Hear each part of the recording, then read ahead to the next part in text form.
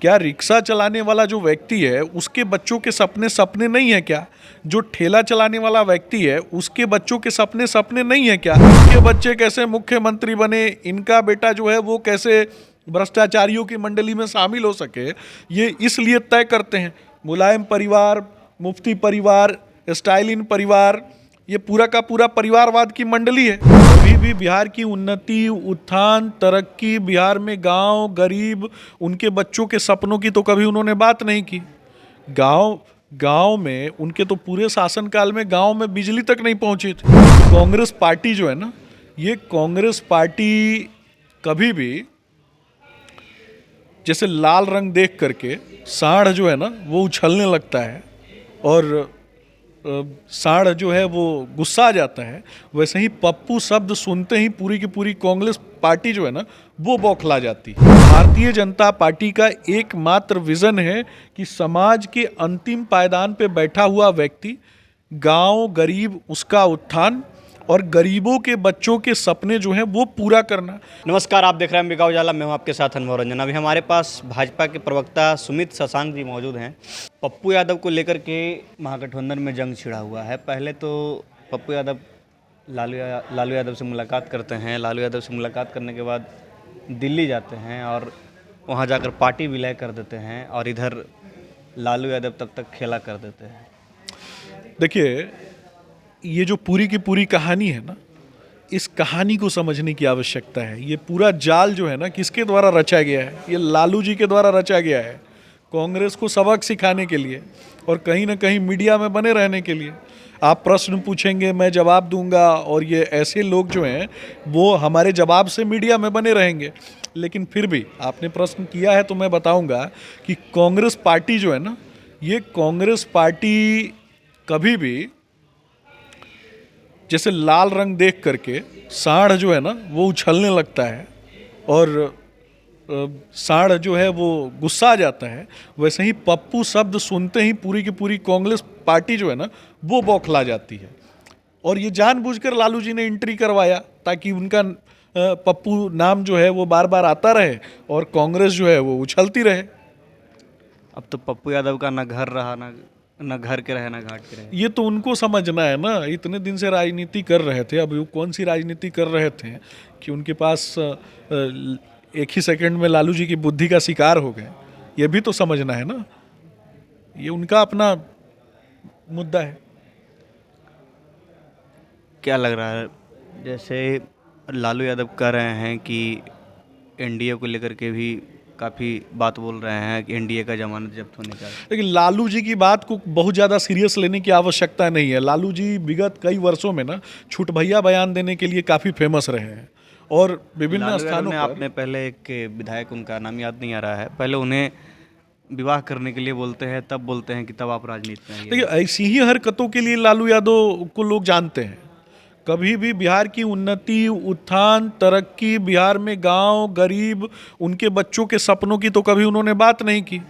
गांव में उनके तो पूरे शासनकाल में गांव में बिजली तक नहीं पहुंची थी। गांव में बिजली भी तो एनडीए के शासनकाल में पहुंची। और ये शासनकाल चलाने वाले लोग हैं, हम लोग सेवा काल में विश्वास रखने वाले लोग हैं। भारतीय जनता पार्टी का एकमात्र विजन है कि समाज के अंतिम पायदान पे बैठा हुआ व्यक्ति, गांव, गरीब, उसका उत्थान और गरीबों के बच्चों के सपने जो हैं वो पूरा करना। क्या रिक्शा चलाने वाला जो व्यक्ति है उसके बच्चों के सपने सपने नहीं है क्या? जो ठेला चलाने वाला व्यक्ति है उसके बच्चों के सपने सपने नहीं है क्या? जो सब्जी बेचने वाला व्यक्ति है उसके बच्चों के सपने सपने नहीं है क्या? सिर्फ लालू जी के बच्चों के ही सपने सपने कैसे हो सकते हैं? सिर्फ बड़े नेताओं के बच्चों के सपने ही सपने कैसे हो सकते हैं? तो गरीबों के सपनों को पूरा करने का संकल्प आज जब एक गरीब के बेटे आदरणीय प्रधानमंत्री नरेंद्र मोदी जी ने लिया, तो सबसे ज़्यादा सांप कैसे लोगों के सीने पर लौटता है? इसी प्रकार के लोगों के सीने पर सांप लौटता है ना। इनको सिर्फ अपना परिवार का बिजनेस सेटल करना है, इनके बच्चे कैसे मुख्यमंत्री बने, इनका बेटा जो है वो कैसे भ्रष्टाचारियों की मंडली में शामिल हो सके, ये इसलिए तय करते हैं। मुलायम परिवार, मुफ्ती परिवार, स्टालिन परिवार, ये पूरा का पूरा परिवारवाद की मंडली है। तो ये परिवारवाद को सेटल करने वाले लोग, परिवारवाद का बिजनेस चलाने वाले लोग, इनको कभी भी देश के लिए, धर्म के लिए और राष्ट्रीय एकता और अखंडता की तो ये बात नहीं करते हैं। ये जाति समाज को बांटने की बात करते हैं, तोड़ने की बात करते हैं, विभाजनकारी नीतियों में विश्वास रखते हैं। श्रद्धेय रामधारी सिंह दिनकर जी ने कहा था कि जाति जाति का शोर मचाते केवल कायर क्रूर। तो ये कायरों की मंडली जो लगातार जानती है कि जब समाज एकजुट होगा तो वो सत्य की बात करेगा, वो शिक्षा की बात करेगा, वो गुणवत्ता की बात करेगा। जब गुणवत्ता की बात करेगा, शिक्षा की बात करेगा, तो ऐसे जाहिलों की मंडली जो है वो समाज से बाहर हो जाएगी। तो ये जाहिलों की मंडली जानबूझकर समाज को तोड़ने की, विभाजनकारियों की और विभाजनकारी नीतियों की बात करते हैं ये लोग। कल तक जो चिराग पासवान नीतीश कुमार को बात बात पे कोसते थे, आज वही चिराग पासवान नीतीश कुमार के साथ गुल्ली डंडा खेलते नजर आ रहा है। देखिए, ये समझना है, कहीं ना कहीं जब देश की एकता, अखंडता और राष्ट्रीय स्वाभिमान की बात होती है तो कहीं ना कहीं बहुत सारे वैचारिक मतभेदों को छोड़ते हुए आगे बढ़ने की बात होती है। सबसे महत्वपूर्ण कौन है? सबसे महत्वपूर्ण है ये भारत की मिट्टी, हमारी भारत माँ। और एक तरफ ये परिवारवाद की मंडली चलाने वाले लोग, जिसमें एक से बढ़कर एक भ्रष्टाचारियों की जमात है, जो कहीं ना कहीं अपराधियों को संरक्षण देते हैं, जो कहीं ना कहीं आज बालू माफिया, शराब माफिया और भू माफिया जिस प्रकार से अनाथ होकर के अफवाह गैंग चला रहा है, ऐसे लोगों से जब सतर्क रहना है तो सबको तो एकजुट होना पड़ेगा ना। पशुपति पारस अब मंत्रिमंडल से इस्तीफा देते हैं, लेकिन कल सोशल मीडिया पे पोस्ट करते हैं और कहते हैं कि मैं भी मोदी का परिवार हूँ। निश्चित रूप से जो भी व्यक्ति इस देश में भारत की मिट्टी को मां मानता है, देश की एकता की बात करता है, देश की अखंडता की बात करता है और समाज के अंतिम पायदान पर बैठे हुए व्यक्ति को आगे बढ़ाने की बात करता है, गरीबों की बात करता है और प्रत्येक जाति, पंथ, मजहब, संप्रदाय से आने वाले व्यक्ति के बच्चों के सपनों को पूरा करने की बात करता है, तो वो मोदी का परिवार है। और निश्चित रूप से कलेक्टिव जस्टिस की बात होती है और सब मिलजुल कर अगर भारत माँ को विश्व के मानचित्र पर भारत का झंडा जो है वो सुनहरे स्थान पे लहराए, इसके लिए जब एकजुट होकर के आगे बढ़ते हैं तो इसमें क्या गलत है? ये तो ऐसे लोगों ने, आपने देखा होगा कि पवार परिवार की बात कर ले, चाहे लालू परिवार की बात कर ले, भ्रष्टाचार के नए नए आयाम जो है इन लोगों ने गढ़े। इनके ऊपर लगातार केसेस दर्ज हुए, इनके ऊपर ईडी सीबीआई का छापा पड़ा।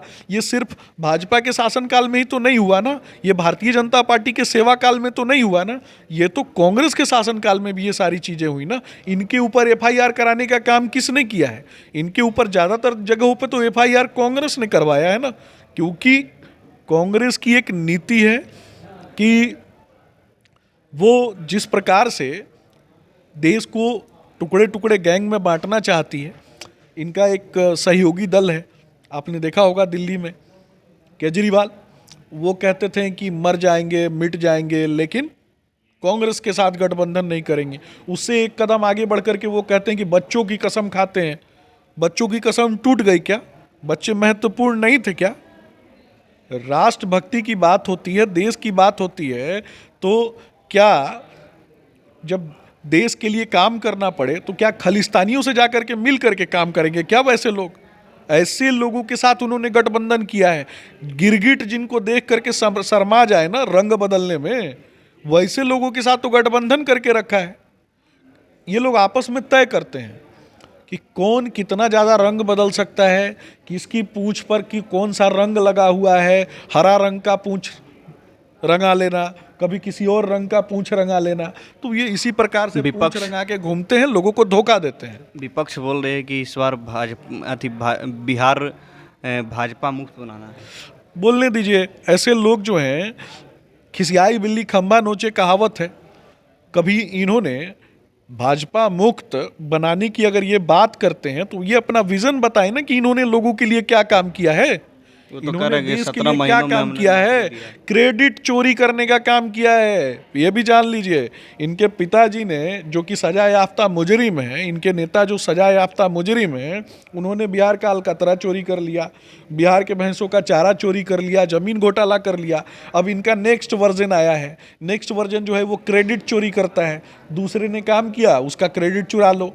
ये लोग ऐसे ही काम करते हैं। इसी प्रकार का इनका तो एक अफवाह तंत्र सोशल मीडिया पर लगातार चलता है। जैसे ही इनके खिलाफ बयान दीजिएगा, ये आपके वीडियो के नीचे 1 लाख गाली लिखेंगे, तो इनका एक अफवाह तंत्र है।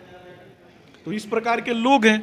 लेकिन ये समझना है कि जो सभ्य समाज से जो आने वाले लोग हैं ना, जो सभ्य समाज से आने वाले लोग हैं, वो फेसबुक पर अपशब्द लिख करके कभी जवाब नहीं देते हैं। वो जवाब देते हैं अपने मत के माध्यम से। और बिहार की यशस्वी जनता, गांव, गरीब और किसान जो है ना, इस बार जवाब देगी ऐसे लोगों को, राहुल गांधी जैसे लोगों को और लालू जी जैसे लोग। मोदी जी जो बोल रहे हैं 400 का पार, क्या वो लक्ष्य पार होगा? निश्चित रूप से ये लक्ष्य जो है ना, ये लक्ष्य ऐसे ही नहीं है। 2014 से जब आप तुलनात्मक अध्ययन करेंगे ना, जो कार्य हमने किए हैं, भारतीय जनता पार्टी ने जो काम किया है, और 2014 के पहले का जब आप तुलनात्मक अध्ययन करेंगे, ताज होटल में बम विस्फोट हो जाता है, कहीं कोई देश में जब होली दिवाली का जब पर्व मनाया जाता है, तो ऐसे पर्व में लगातार बम विस्फोट हुआ करते थे।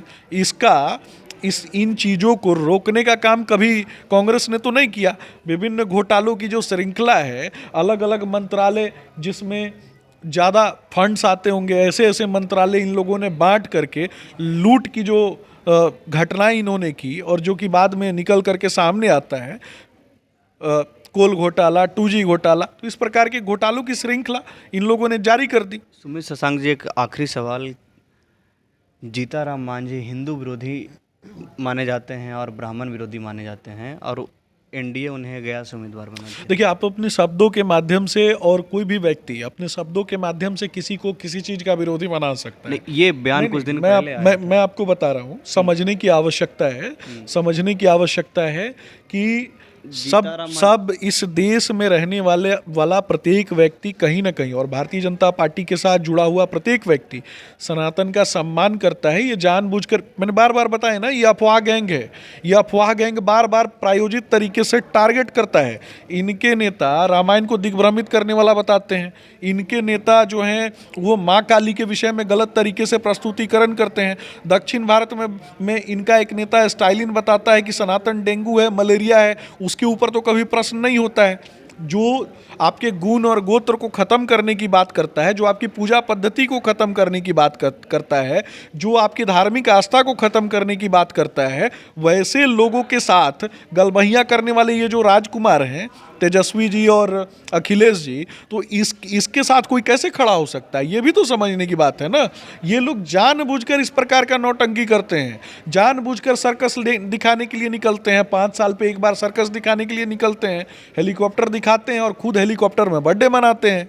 इनको गरीबों की चिंता नहीं होती है, इनको गाँव की चिंता नहीं होती है, इनको किसी की धार्मिक मान्यताओं की चिंता नहीं होती है। ये कहते हैं कि सनातन संविधान बचाने की बात करते हैं। मैं वही पूछता हूं ना इनसे कि संविधान के पन्नों पर, सबसे पहले जैसे ही आप संविधान के पन्नों को पलटेंगे, संविधान के पन्नों पर मर्यादा पुरुषोत्तम भगवान श्री रामचंद्र जी के जीवन चरित्र और उनके संस्कारों से जुड़े हुए रामायण की पंक्तियाँ और रामायण को भाव चित्रात्मक लिपि के रूप में मर्यादा पुरुषोत्तम भगवान श्री रामचंद्र जी की अनुकृति है। ये तो उसी को समाप्त करने की बात करते हैं ना, तो कौन सा संविधान बचाने की बात करते हैं? ने देखा सुमित शशांक जी काफ़ी विवाकी तरीके से अपने बात को रखे, और उनका कहना है कि राजद एक अफवाह गैंग चलाती है। इस चीज़ से बचने की आवश्यकता है। तमाम खबर देखने के लिए मेरे चैनल के साथ बने रहें। धन्यवाद।